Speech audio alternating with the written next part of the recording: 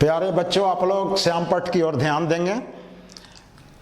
आपने पीछे हम लोग विचार किए घन और घनमूल संख्या के विस्तार पूर्वक चर्चा के क्रम में अब हम घन संख्या को परिभाषित करने की कोशिश करेंगे। किसी संख्या का घन अगर प्राप्त करना है तो उसको 3 बार गुणा किया जाता है। जैसे अगर 10 का घन, इसका मतलब कि 10 गुणा 10 गुणा 10 3 बार गुणा करते हैं 1000 प्राप्त होता है। तो घन को परिभाषित कैसे करेंगे? ऐसी संख्या जो किसी प्राकृत संख्या को स्वयं से 3 बार गुणा करने से प्राप्त होती है। पूर्ण घन, परफेक्ट क्यूब या घन संख्याएं कहलाती हैं। यानी पूर्ण घन या घन संख्याएं एक ही है। पूर्ण घन संख्या कहिए या घन संख्याएं कहिए, एक ही तरफ संख्याएं इंगित करेंगी। बच्चों, आपने पीछे अध्ययन किए होंगे कक्षाओं में सम संख्या, विषम संख्या 1 से 10 तक संख्याओं के बारे में अध्ययन करेंगे। तो गणित की भाषा में तो मूल संख्याएं 9 हैं। 1 2 3 4 5 6 7 8 9 मूल संख्याएं 9, और बाद में 0 भी आता है। जब 10 लिखने की आवश्यकता होगी तो शून्य की सहायता लेनी पड़ती है। और ऐसे प्राकृत संख्या में जब शून्य शामिल हो जाता है तो उसको पूर्ण संख्याएं कहते हैं, होल नंबर। अब यहाँ मेरा कहने का मतलब है सम संख्या किसको कहते हैं और विषम संख्याएं किसको कहते हैं। सम संख्याएं 2 से पूर्ण रूपेण विभाजित होंगी। विषम संख्या को जब 2 से विभाजित करने की कोशिश करेंगे तो उसका शेष जो आएगा 1 बच जाता है। जो 2 से पूर्ण रूपेण कट जाए उसको सम संख्या कहेंगे। जो 2 से पूर्ण रूपेण नहीं विभाजित हो उसको विषम संख्या कहेंगे। अब 1 से, अब देखिए ये चार्ट है। 1 से 10 तक की संख्याएं, 1 का घन 1, 2 का घन प्राप्त करना है तो 2 का 8, 3 का 27, 4 का 64, 5 का 125, 6 का 216, 7 का 343, 8 का 512, 9 का 729, 10 का 1000। अब हमको इस सारणी की सहायता से ये समझने की कोशिश करनी है कि अगर कोई संख्या सम है और उसका अगर हम घन की प्राप्ति करना चाहते हैं तो उसका घन भी सम संख्याएं ही प्राप्त होती हैं। तो जैसे 4 सम संख्या है, इसका घन प्राप्त करना चाहेंगे तो 4 गुणा 4 गुणा 4 थ्राइस टाइम 3 बार गुणा करते हैं तो 64। तो 4 का जो घन संख्या है 64, ये भी सम संख्या है। और उदाहरण से आगे समझिए, अगर 6 है ये भी सम संख्या है। इसका घन का जो वैल्यू है 216, ये भी सम संख्या है। 8 सम संख्या है, इसका घन का मान निकालने के बाद हमको 512 प्राप्त होता है। तो 8 सम संख्या और 512 भी सम संख्या। इसका मतलब कि हम लोग सारणी के देखने के बाद इस निष्कर्ष पर पहुंचते हैं कि अगर कोई सम संख्या है उसका घन निकालना चाहते हैं, थ्राइस टाइम उसको गुना करेंगे स्वयं से, तो उसका जो परिणाम आएगा वह भी सम ही होगा। सम संख्याएं के अंतर्गत उसकी गिनती होगी। तो उसी को लिखा गया है, संख्याएं सम हैं और अगर संख्याएं सम हैं तो इनके घन का मान भी सम ही होगा। जैसे 2 का 8 सम है, 4 का 64 सम है, 6 संख्या स्वयं भी सम है, इसका घन 216 ये भी सम है।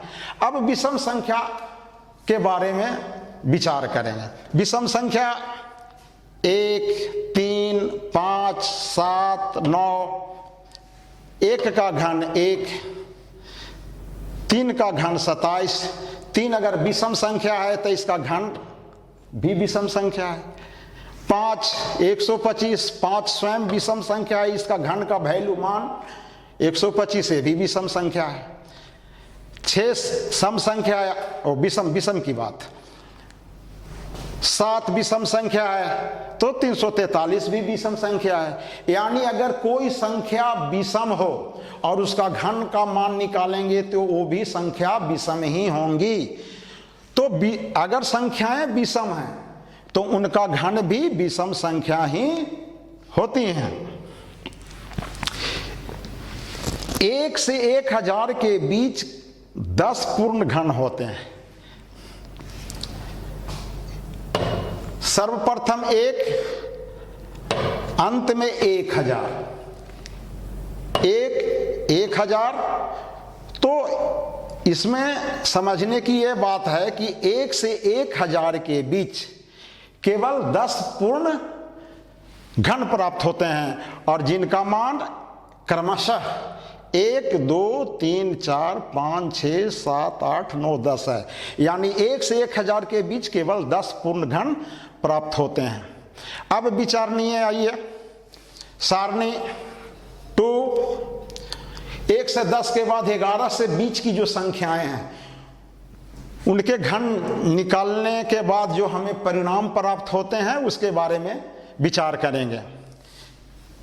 11 का घन 1331, 12 का घन 1728, 13 2197, 14 2744, 15 3375, 16 4096, 17 4913, 18 5832, 19 6859 और 20 8000। अब हमको देखना है कि अगर किसी घन के इकाई अंक 0 है तो उसका घन अगर निकालेंगे तो उसका अंत में भी 0 आएगा। लेकिन याद रखना है बच्चों, 0 हमेशा तीन बार होगा, थ्राइस टाइम।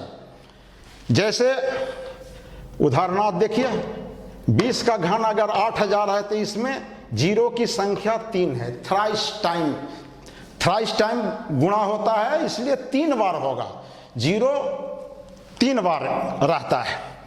तो अब 11 1331 तो 1 है, तो 1 का इकाई अंक जैसे देखिए यहाँ 1331 का इकाई है, दहाई है, सैकड़ा है, या हजार है। तो अगर घन संख्या के इकाई अंक अगर 0 है और उसका घन का मान निकालेंगे तो 0 ही होगा। 1 है तो 1 का 1 ही होगा। अगर 2 है तो 8 होगा, 2 है तो 8 होगा। कैसे? सारणी 2 की तरफ हम लोग बढ़ते हैं। देखिए 12 है, 12 का घन जब निकाला गया तो 1728 है, तो इकाई के अंक पर 8 है।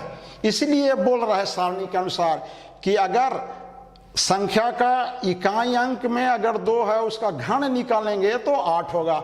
ठीक इसी प्रकार 3 इकाई अंक है, यहाँ 3 का अगर इसका घन निकालेंगे तो देखिए 7 है। तो इकाई अंक 3 है, उसका घन का इकाई अंक 7 होगा। ठीक उसी प्रकार 4 का 4 ही होगा, 5 का 5 होगा, 6 का 6 होगा। देखिए 6 इकाई अंक 4096 में इकाई का अंक 6 है। उसी प्रकार ये 7 17 3, तो 7 है तो उसका घन की इकाई अंक 3 होगी। 8 का 2 और 9 का 9 होगा। तो बच्चों 1 से 9 या 10 तक की जो संख्याएं हैं उनका जो घन का जो वैल्यू होगा उसको आप लोग थोड़ा विशेष रूप से ध्यान दीजिएगा। ये बेसिक चीज है और इसको याद करने की कोशिश बार बार करिएगा। क्योंकि इसका जब विषय वस्तु पूर्ण रूपेण आपको अगर समझ में आ जाएगा तो आगे के जो प्रश्न है उसका समाधान करने में हमें काफी सहूलियत होगी।